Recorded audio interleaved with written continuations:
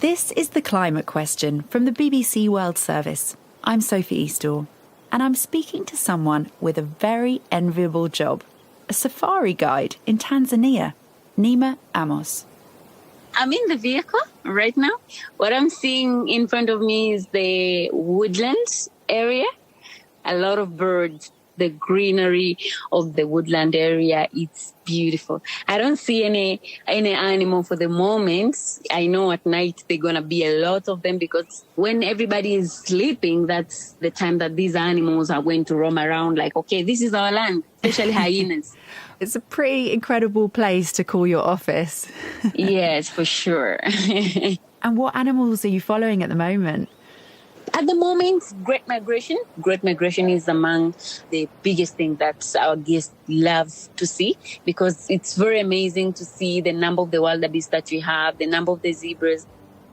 This week, we're tracking some of the largest animal migrations on Earth. The hundreds of thousands of wildebeest, zebras and gazelles that stomp through East Africa, and the great white sharks that hunt the oceans. But the world is warming. So I want to know, how is climate change impacting these epic animal journeys?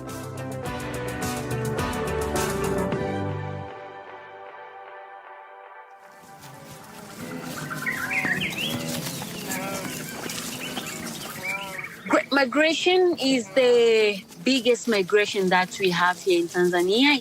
We have these millions of wildebeests mixed with zebras that we have here in Serengeti, moving from the one place to another for availability of food and water.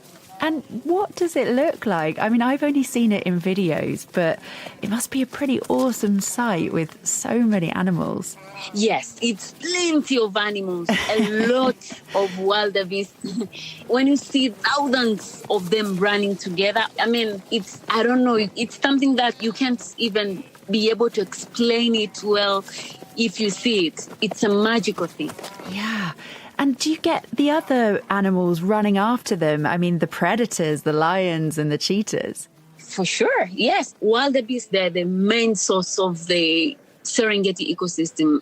They help to increase the number of the predators. So whenever the migration pass, the lions, the leopards, cheetahs, small cats, vultures, hyenas, everybody's happy because food is everywhere.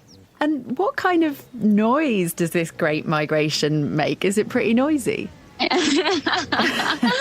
Wow, it's a funny noise for sure.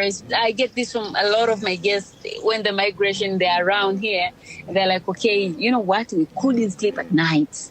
Somebody was waking up all the time. They're making the noise like, all the time. Imagine for thousands and thousands of wildebeest around. It must be quite hard to sleep. For sure, it's very hard.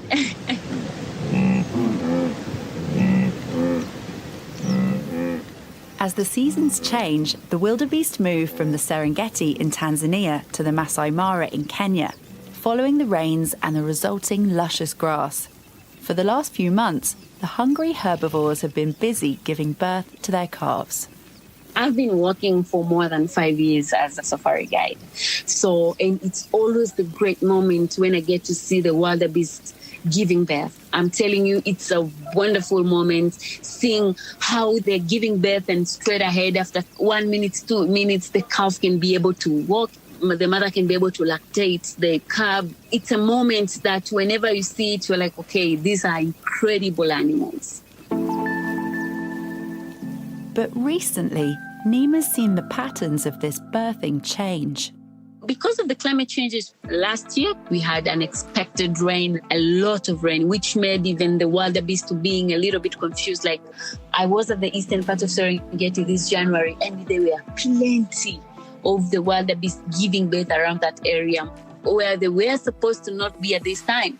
But because it's raining everywhere, so they are like scattered, going up and down, going east to west. So it has been a little bit confusing. Climate change is making rainfall in the Serengeti and the Masai Mara more unpredictable. Last year, vast quantities of rain on the Tanzanian side meant the grass grew everywhere, so the wildebeest were giving birth in different areas than usual. And it's not just Nima who's concerned about this.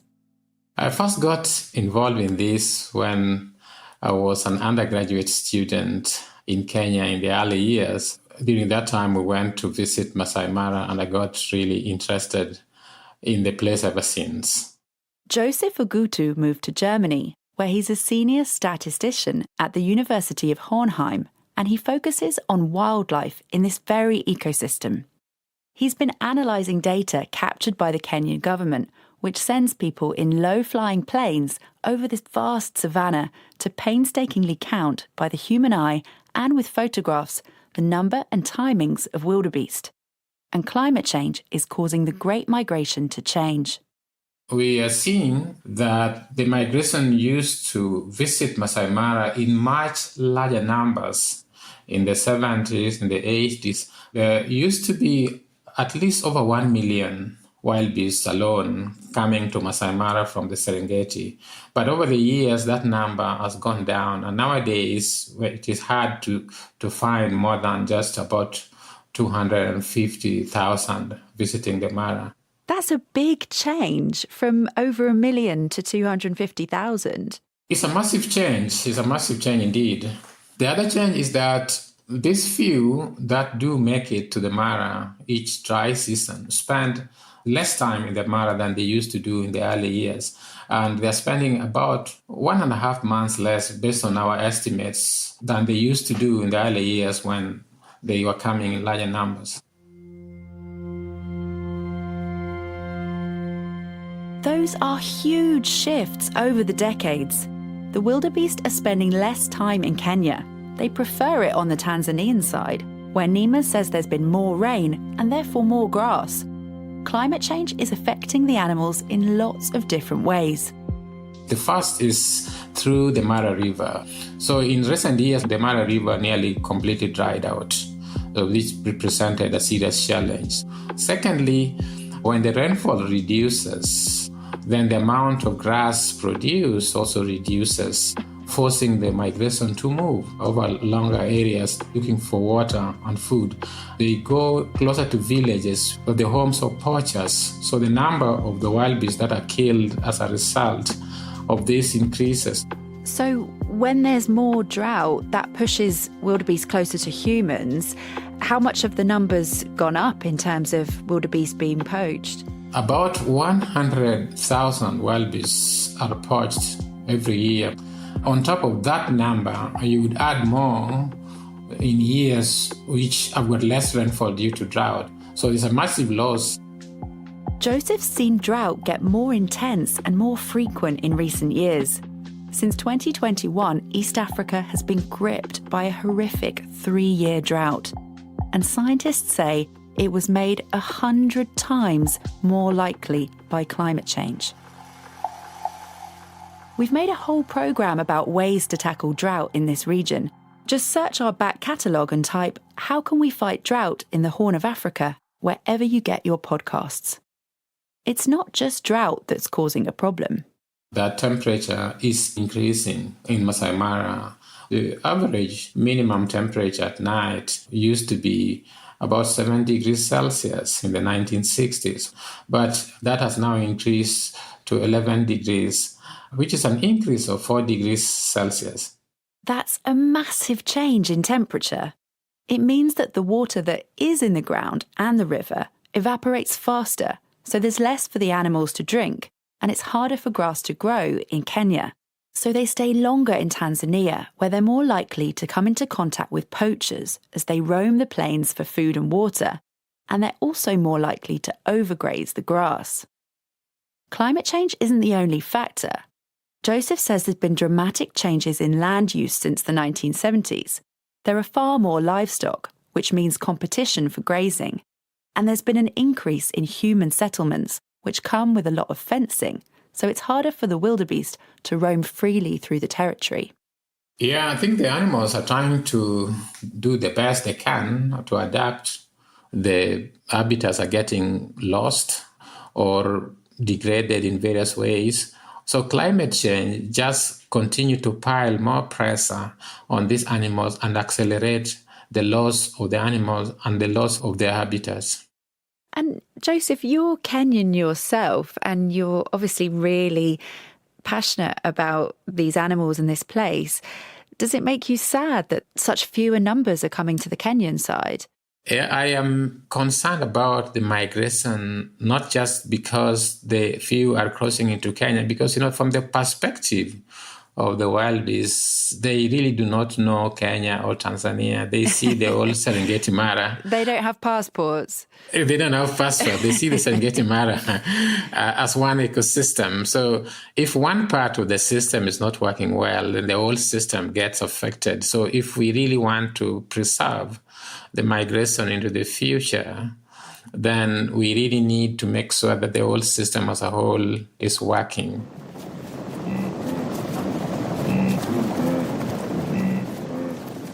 For tour guides like Nima, these changes make her job a whole lot harder.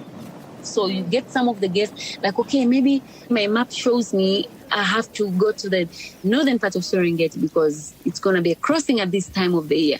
And then, but because of the climate change, the wildebeest can delay to go there. So it gives maybe as a safari guide a lot of pressure because there is no wildebeest here and I want my guests to get the same experience.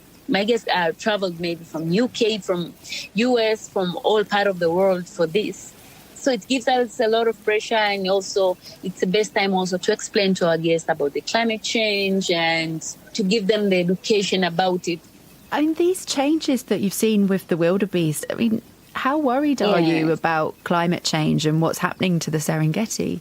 Yes, it's something that gives you a lot of worrying about the migration and everything.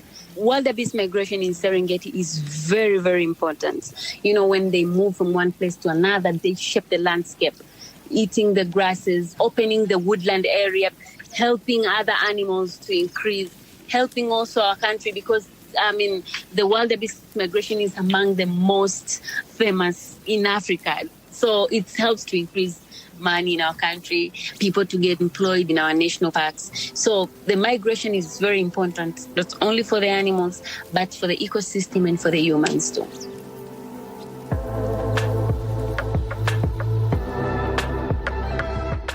You're listening to The Climate Question from the BBC World Service. I'm Sophie Eastall, and we're hearing the stories of incredible animal migrations and how they're being affected by the changing climate. The UN recently released a landmark report on the state of the world's migratory animals, from turtles and fish to reptiles and birds. It studied more than 1,000 creatures and found that nearly half are in decline. Climate change was one of the top threats. We've heard a story about land migration on the plains of the Serengeti and the Masai Mara. But what about animals that prowl the ocean? I love sharks. I think they're super interesting because they just capture people's imaginations. This is Trisha Atwood. She's Associate Professor of Watershed Sciences at Utah State University in the US. There's been a couple of close encounters. I just happened to be in a very tight area in a boat channel, and a very large tiger shark just kind of came up right behind me. He was trying to get around me, and I didn't really know what he was doing. But it did cause me a little bit of panic. I bet. Was it a close shave? He was so close behind me, I could have kicked it in the face, but he just went right past me. I do remember my husband was with me, and he was still on shore, and he was yelling at me, Trisha! Wow, how dramatic. Well, all went well and you're here talking to us. We're very glad. What we're here to talk about is migratory animals, and sharks migrate. Can you tell me why they migrate? Yeah, so animals migrate for all types of reasons. So some of them migrate for food resources. But animals, including sharks, will also migrate to locations that are more suitable for things like mating or for giving birth. So, for example, lemon sharks in the Bahamas will travel back to the same location where they themselves were born to give birth to their own pups. And so sharks are moving around to either track their food resources or are attempting to get to places that are more suitable for the activities that they are doing during that season. And what kind of distances are we talking with these migrations? Are they covering huge swathes of ocean? Oh, absolutely. Some of these shark species can travel massive distances. We've seen great white sharks that have traveled from the coast off of like Perth, Australia, all the way to South Africa. Wow, that's incredible.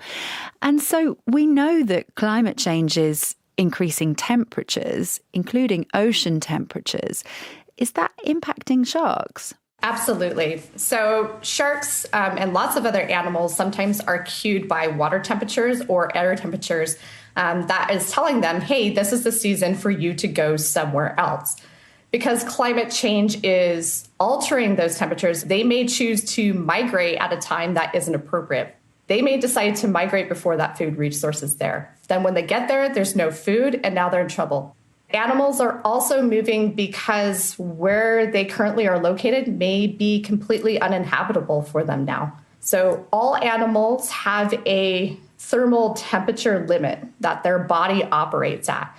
And if you exceed those limits, the temperatures are too high or those temperatures are too cold, the body can't function right anymore and it will start to die. Really? So have there been some examples where sharks have moved because of rising sea temperatures into other places? Yes, so we have seen that great white sharks are moving to cooler waters. So great white sharks are kind of like the Goldilocks. They like these temperate waters that aren't too hot and aren't too cold. Just right. Yeah, just right. Well, where they're currently living isn't just right anymore. And so they're having to move in search of colder waters. In California, that means they're having to move north. And we've seen that since 2014, great white sharks have moved about 600 kilometers more north than we would expect to find them. So I looked into this study that Trisha mentions, and it's fascinating. After a marine heat wave in 2014, residents of Monterey Bay in Northern California reported dozens of sightings of juvenile great white sharks. They were never normally seen in this area because their bodies aren't big enough to withstand what should be cooler temperatures. Scientists analysed millions of data from GPS-tagged sharks, and they found that the range of these young sharks had moved 600 kilometres north of where they usually live. And although they're young, these sharks aren't that small. They can still be up to 2.5 metres in length. So you can imagine how sea swimmers in Monterey Bay felt. Here's Trisha again. It's great to see that they're adapting, because if they didn't, there's a chance that they could go extinct.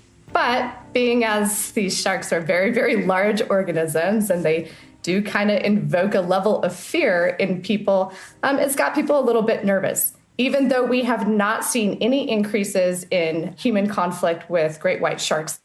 Humans aren't the only ones alarmed by great white sharks. Sea turtles are also pretty frightened of becoming dinner. Yeah, so sharks have this amazing ability not just to scare us, but to also scare the things that they eat. And that changes the behavior of their prey. And we see that organisms that they eat, like sea turtles, will kind of move into areas and eat more in locations where they know the risk of coming in contact with a shark is lower. When you remove those sharks, those things like sea turtles can eat everywhere and anywhere, and they can do it extensively. They can really hammer down seagrass meadows. Add the sharks back in, we see that those sea turtles move to very particular locations where the risk of being eaten is lower, and they will just forage there, leaving the whole rest of the seagrass meadow to grow. Seagrass meadows are really useful. In fact, they actually help to protect all of us from climate change, which is mainly caused by carbon dioxide. Here's how. Seagrass, it's a plant, and everybody knows that plants are one of our major defenses against climate change. Plants take up CO2 out of either the water column or out of the air, and that helps store it in their biomass. And so we want lots of plants to be in the ocean. So when we start to lose things like sharks, that can cause a change in how much carbon is being stored. So we've known that from research in Australia that sharks help increase carbon storage in coral reefs and seagrass ecosystems by 40 to 60%.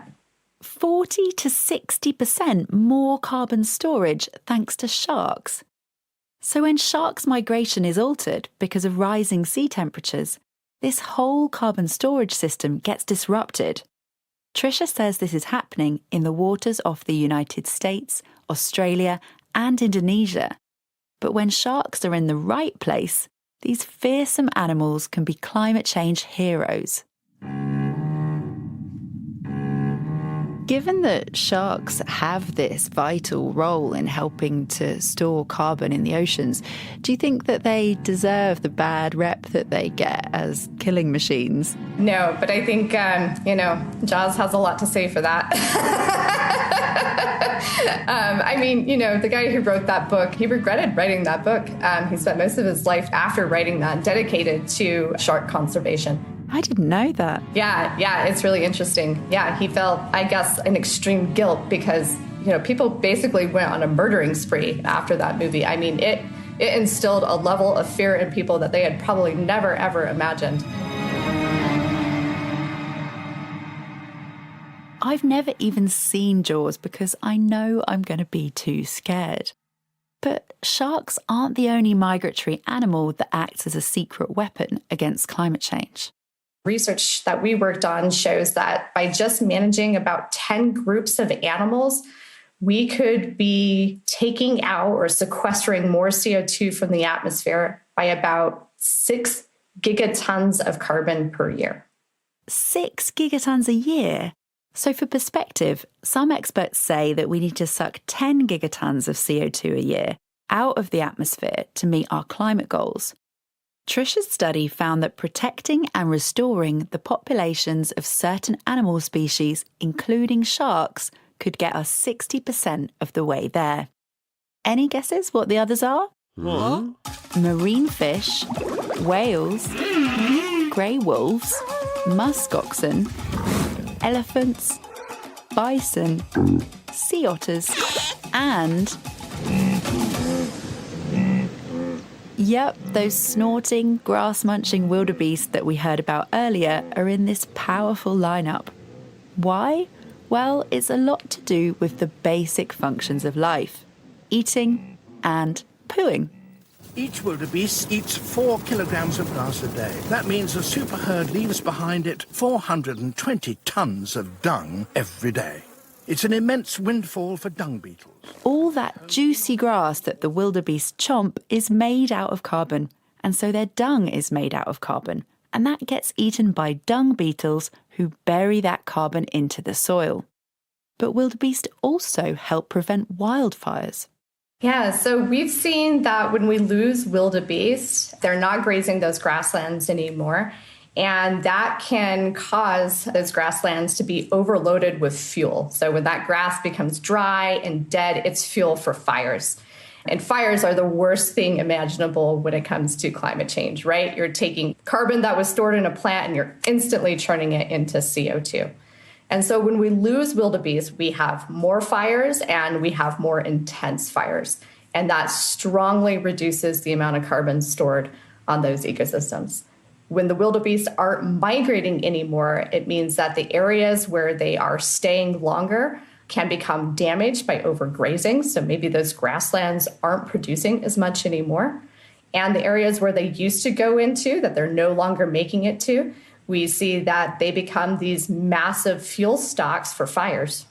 And I mean, you worked on this really interesting study about this amazing secret weapon that we have to store carbon. Do you think that world leaders who are kind of grappling with how to combat climate change are aware of this power? No, unfortunately, we don't think so, which is why we did this study and why we're continuing to do these studies to let people know that managing animal populations for climate isn't something that we're currently doing, but it's an untapped initiative that could really help us close the negative emission gap that we need to keep our planet from warming any further than 2 degrees Celsius.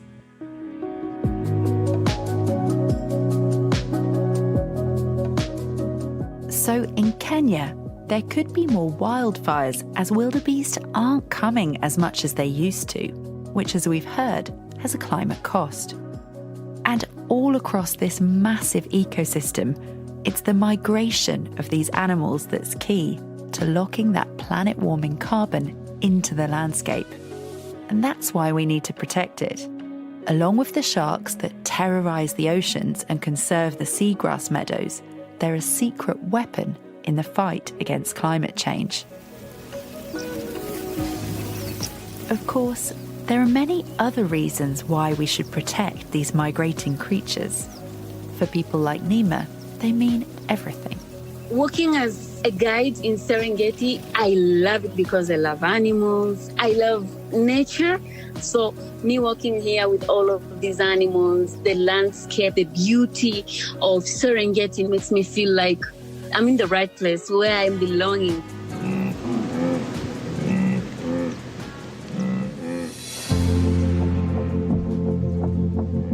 That's it for this week. If you have a climate question or a comment on this show, we'd love to hear from you.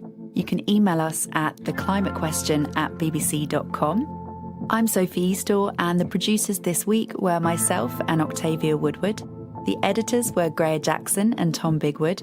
The series producer is Simon Watts. Mixing and sound design was by Tom Brignall. Thanks for listening. Bye.